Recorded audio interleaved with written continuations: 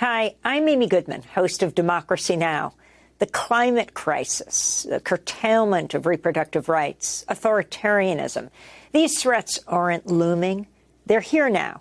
If you believe Democracy Now!'s reporting on these issues is essential, please sign up for a monthly gift of $5, $10, or even $20. Go to democracynow.org to make your donation right away. Oh, and your gift will be matched dollar for dollar by a generous donor. Thank you so much. This is Democracy Now!, democracynow.org, the War and Peace Report. I'm Amy Goodman. October is National Domestic Violence Awareness and Prevention Month. We're continuing with part 2 of our look at the remarkable story of a domestic violence survivor. Her name is Tracy McCarter. She's a nurse, a grandmother, who was jailed after her husband died of a stab wound when she defended herself during an altercation.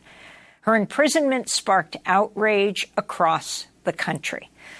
The story begins in March of 2020. When she was arrested after calling 911 to help her estranged husband who was attacking her in her apartment. It ended November of last year when the Manhattan District Attorney asked the judge in her case to drop all charges against Tracy McCarter after a grassroots campaign to ultimately free her. We're joined now by Tracy McCarter herself, a registered nurse who recently completed her master's degree at Columbia University and also just received the Truth Out Center for Grassroots Journalism's Keely Shenwar Memorial Essay Prize for her piece, "As a Black woman accused of killing a white man, I was never innocent until proven guilty." And we're joined by Jocelyn Simonson, a law professor at Brooklyn Law School, part of the I Stand With Tracy campaign. And she features Tracy McCarter in her new book, Radical Acts of Justice, How Ordinary People Are Dismantling Incarceration. Tracy McCarter, I want to begin with you, as we did in part 1 of this discussion. In part 1, you went through that horrific night of March of 2020. That night where you were defending yourself against your out-of-control, estranged husband. The neighbors were hearing the shouting. And after he was wounded, you saying it was completely accidental, you were protecting yourself after he had tried to strangle you. The police came because you called 911. And they arrested you. You end up at Rikers Island for 6 months. And let's remember this time, March of 2020. You're in absolute shock that you have been arrested, and you're there at the height of COVID, and you are a nurse. If you can talk about that time, because it's so important also in your own life, as you didn't want anyone to have to help you. That was your instinct, is to get by on your own, you and your children. And here was a grassroots movement that was growing around you saying, I stand with Tracy. That was led by a group called Survived and Punished.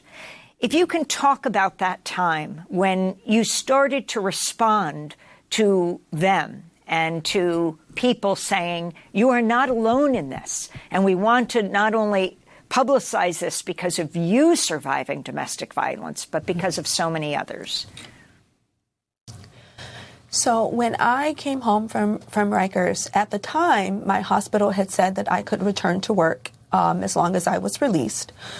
And I was attending Columbia to get my master's degree. So my family had contacted Columbia to say, hey, help us, support one of your students. We had not heard back from Columbia. And what happened was something entirely different. I came home and my hospital said that I was being put on personal leave without pay. And I waded through some emails and found out that Columbia had, in fact, suspended me from their program. And they said that I could not return to campus because I was being accused of gender-based misconduct. Gender-based misconduct. Yeah, gender misconduct that I was victimized, yet I was being accused. And so immediately I felt discarded from my most important communities, the ones I thought for sure would stand up and assist me during this time. Instead, there were these strangers that contacted me, people from the community who said that it didn't appear to be okay what was happening to me. They wanted to help me figure it out. They wanted to help me ask for the charges to be dropped, ask for me to return to work, fight for me in all these different fronts.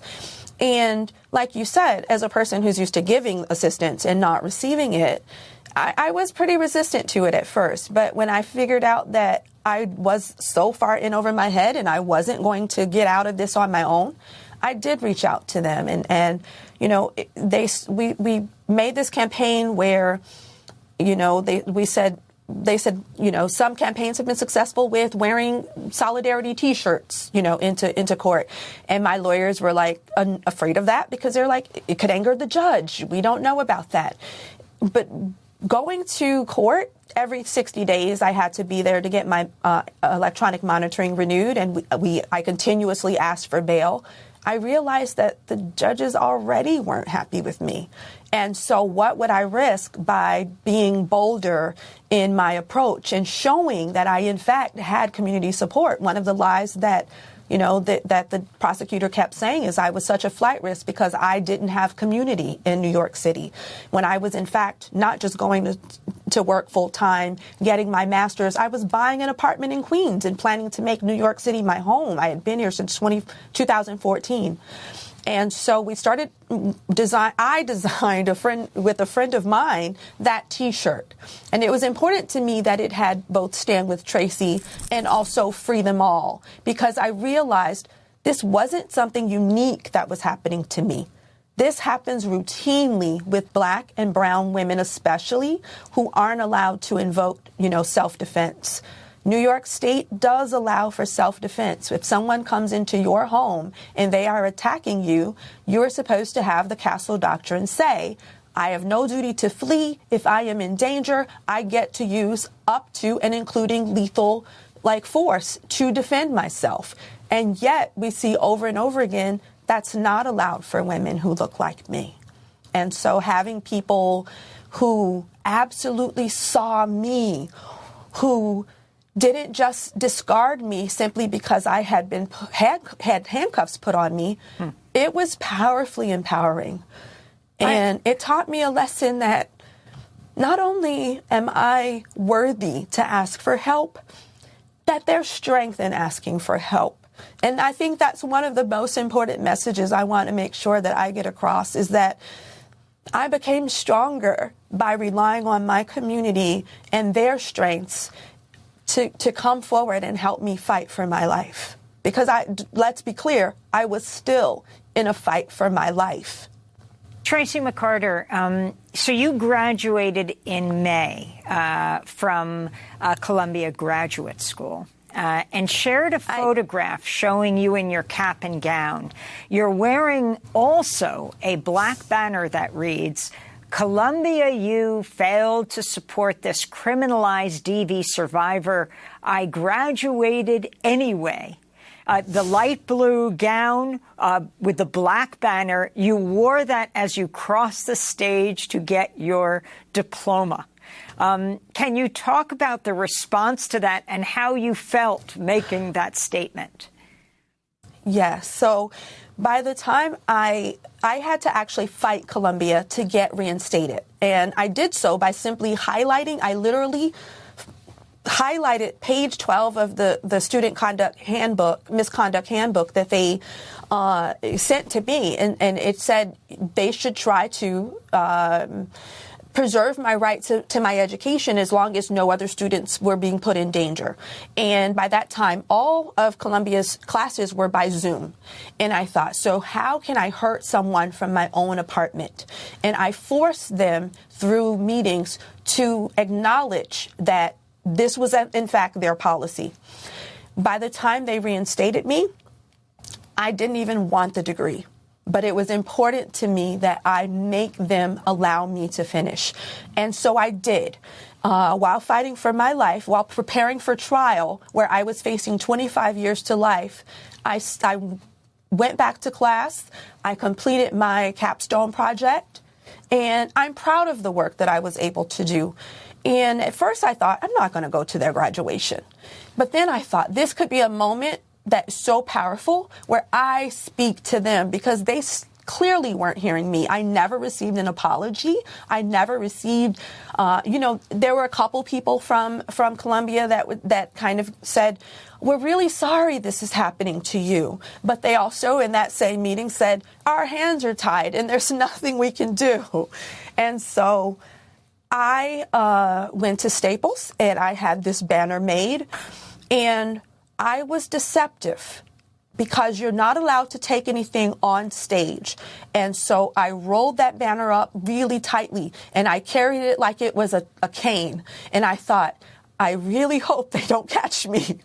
I warned the person behind me that I was doing this because I didn't want to ruin her moment. She deserved her moment. I was proud that she had finished her degree, and I know her family was there to see her. And I said, just pause in case. I don't know how this is going to go. And so I got up to the stage. It was my turn. I take the rubber band off, and I unfurled that banner in front of me. And so many people in the audience were clapping and cheering. My Stand With Tracy family were up in the balcony cheering for me. And I turned around and I looked at the administration that were on that stage, and their faces were anything but pleased. But I felt like I took my moment and I had my say, and shame on them for not supporting me. Shame on them. And I really just wanted them to feel that I did this anyway. It's one of my most proud moments. You are listening to Tracy McCarter in her first television broadcast interview, as she has gone through this horrific ordeal over the last years, talking about walking across Columbia University's stage to receive her graduate diploma, which she had earned. We're also joined by a professor, not at Columbia, but at Brooklyn Law School, Jocelyn Simonson, who wrote the book, Radical Acts of Justice, How Ordinary People Are Dismantling Mass Incarceration. And she features Tracy in this book. Professor Simonson, I want you to talk about, it's really not just the criminal justice system, the whole system disproportionately criminalizes Black and brown survivors of domestic violence. The Vera Institute found 77% of women in jail have experienced intimate partner violence. Another report showed in New York 90% of incarcerated women have faced domestic violence. So if you can talk about what happens to Black and brown women, and then, and this is the focus of your book, how movements are changing the system and what a difference it means. Yes. So the statistics you name give us the numbers. And I think Tracy's own description of what happened to her explains it better than I could, but isn't an isolated incident. What the system does, and we can think about the criminal system, we can think about the family court system, or we can think not just about the state, but things like what happened at Columbia. It isolates people, right? It takes one person who's experiencing something that many people experience. That's part of what it is to be a person. And it makes them not even a person, right? It was the people of the state of New York versus Tracy McCarter, by herself on the other side of that V. And by isolating people and taking away their voice, it takes away their ability to be part of the community. Or at first it does. And so what the Survived and Punished New York Stand With Tracy campaign did, and to be clear, I wasn't at the heart of that campaign, but I was watching it and in community with people. What groups like that do is they join Tracy McCarter on the other side of that V, right? They say, we are part of the community too, and we would feel safer. We think there would be more justice if we took care of people when there's been harm, if we